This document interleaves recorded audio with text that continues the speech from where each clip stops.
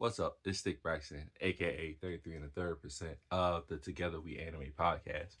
And most recently, we recorded our episode and reviewed Kuroko's basketball. What a wild anime! As someone who played basketball, man, it was an interesting experience for sure. But I thought it'd be fun to come on here and try to select who I would want to play with from season one of Kuroko's basketball. I'm gonna base it off of how the position I play and just players surrounding me. I was a center. I'm around 6'10", so I'm just gonna try to surround myself with players that from the 1 to 4 position. Also, maybe it's because it was Japan, but they were like 6'6". It's like super tall, and like it is taller than the average person in the world. But they shouldn't be. It don't matter. Anyway, let's get into it. This may shock you. I'm not taking Kuroko.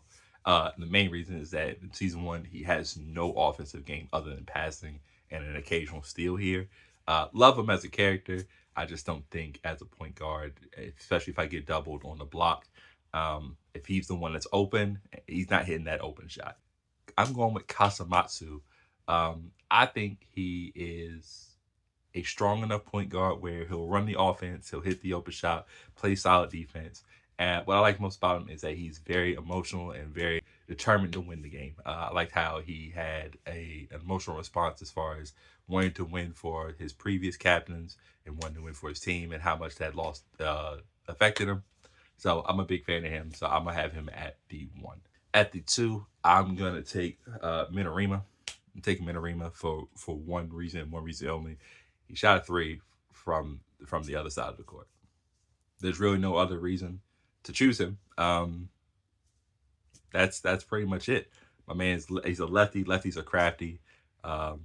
He's got some very eccentric and very unique things about him. But I think I can get over that as long as he's hitting those open shots and hitting the jumpers. I really don't care. He's pretty much automatic. Again, he shot from the other free throw line. I don't think this show is ridiculous. I'm gonna go with my 4 next, and I'm taking Kagami. I like Kagami. He's raw. He's got a raw talent to him or whatever. He's very athletic.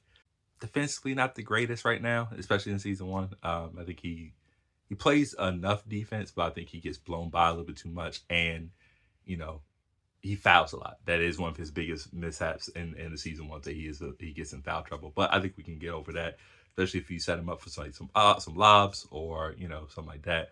Hot-headed, but I feel like who isn't when you're playing competitive basketball? He's solid enough where I'm like, cool, that's fine. Now, a lot of people probably think I'll take aomine. I'm not dealing with that on the court, bro. All that and one stuff, they should have been calling travels, carries, all types of stuff, double dribbles.